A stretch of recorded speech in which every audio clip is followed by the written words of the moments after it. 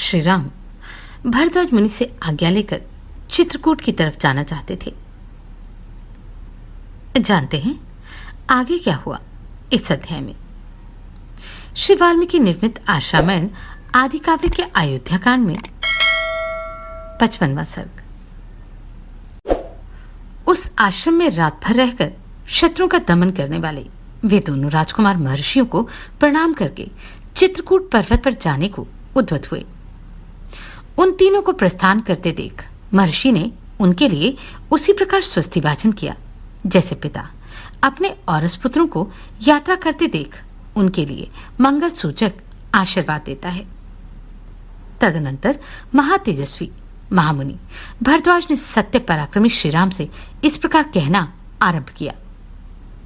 नरश्रेष्ठ, तुम दोनों भाई गंगा और यमुना के संगम पर पहुंचकर, जिनमें पश्चिममुखी होकर गंगा मिलती है, उन महानदी यमुना के निकट जाना।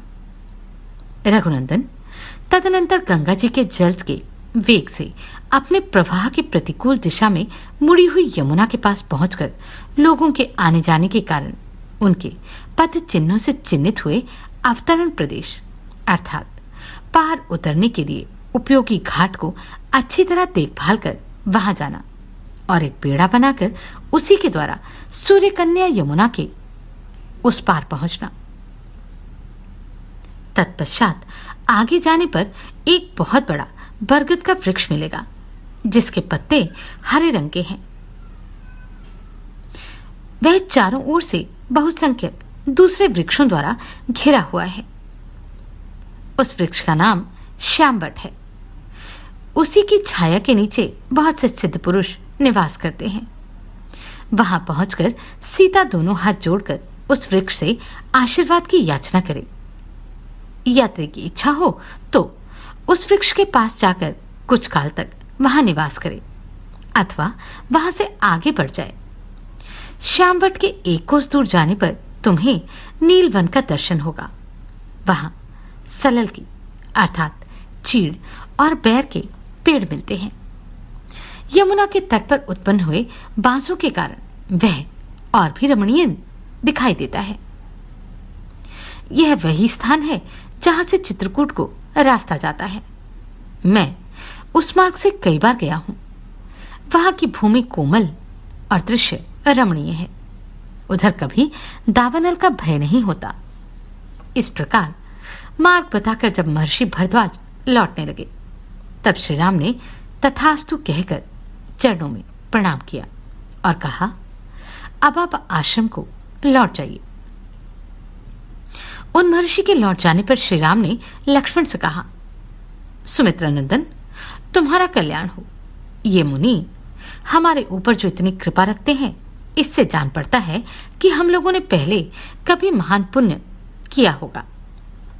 इस प्रकार बातचीत करते हुए वे दोनों मनस्वी पुरुष सिंह सीता को ही आगे करके यमुना नदी के तट पर गए।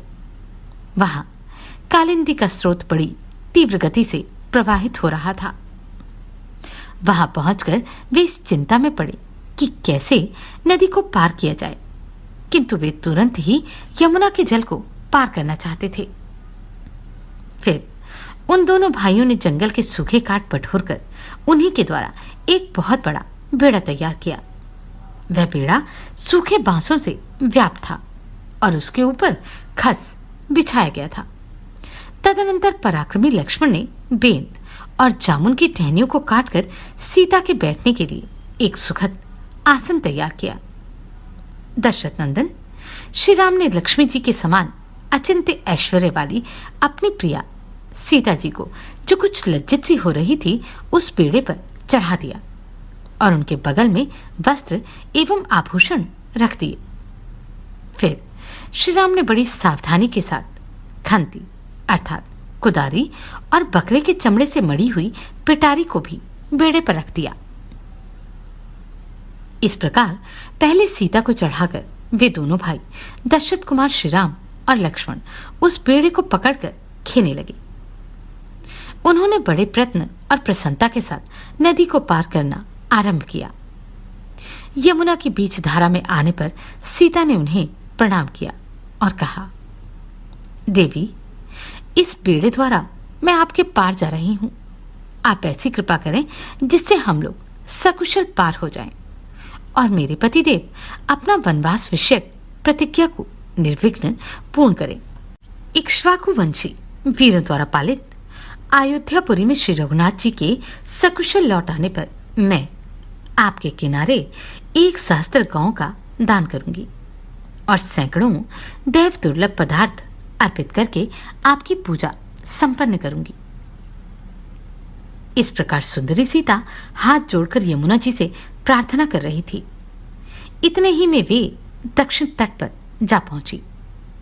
इस तरह उन तीनों ने उसी बेड़े द्वारा बहुसंख्यक तटवर्ती वृक्षों से सुशोभित और तरंग मालाओं से अलंकृत शीघ्रगामिनी सूर्य कन्या यमुना नदी को पार किया। पार उतरकर उन्होंने बेड़े को तो वहीं तट पर छोड़ दिया और यमुना तटवर्ती वन से प्रस्थान करके वे हरे हरे पत्तों से सुशोभित शीतल छाया वाले श्याम वट के पास जा पहुंचे। वट के समीप पहुंचकर विदेह नंदिनी सीता ने उसे मस्तक झुकाया और इस प्रकार कहा, महावृक्ष, आपको नमस्कार है। आप ऐसी कृपा करें जिससे मेरे पतिदेव अपने वनवास विषयक व्रत को पूर्ण करें तथा हम लोग वन से सकुशल लौटकर माता कौशल्या तथा यशस्विनी सुमित्रा देवी का दर्शन करें। इस प्रकार कहकर महामनस्विनी सीता ने हाथ जोड़े, उस वृक्ष की परिक्रमा की। सदा अपनी आज्ञा के अधीन रहने वाली प्राण प्यारी सती साध्वी सीता को श्यामवट से आशीर्वाद की याचना करती देखकर श्री राम ने लक्ष्मण से कहा, भरत के छोटे भाई नरश्रेष्ठ लक्ष्मण, तुम सीता को साथ लेकर आगे आगे चलो और मैं धनुष धारण किए पीछे से तुम लोगों की रक्षा करता हुआ चलूंगा। विदेह कुल नंदिनी जनक दुलारी सीता जो जो फल या फूल मांगे अथवा जिस वस्तु को पाकर उनका मन प्रसन्न रहे वह सब इन्हें देते रहो। अबला सीता एक एक वृक्ष, झाड़ी अथवा पहले की न देखी हुई पुष्प शोभित लता को देखकर उसके विषय में श्री रामचंद्र जी से पूछा करती थी तथा लक्ष्मण सीता के कथन अनुसार तुरंत ही भांति भांति के वृक्षों की मनोहर शाखाएं और फूलों के गुच्छे ला लाकर उन्हें देते थे। उस समय जनक राजकिशोरी सीता विचित्र बालुका और जलराशि से सुशोभित तथा हंस और सारसों के कलनाद से मुखारित यमुना नदी को देखकर बहुत प्रसन्न होती थी।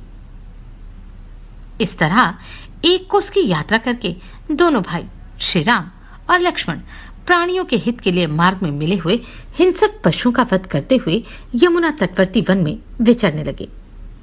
उदार दृष्टि वाले वे सीता, लक्ष्मण और श्री राम मोरों के झुंडों की मीठी बोली से गूंजते तथा हाथियों और वानरों से भरे हुए उस सुंदर वन में घूम फिरकर शीघ्र ही यमुना नदी के समतल तट पर आ गए और रात में उन्होंने वहीं निवास किया। इस प्रकार श्री वाल्मीकि निर्मित आशामरण आदि काव्य के अयोध्या कांड में 55वां सर्ग पूरा हुआ। नमस्कार, मैं आभा शर्मा जाबाज। अगर आपको ये प्रश्न सराहनीय लगे तो आप कंट्रीब्यूट कर सकते हैं।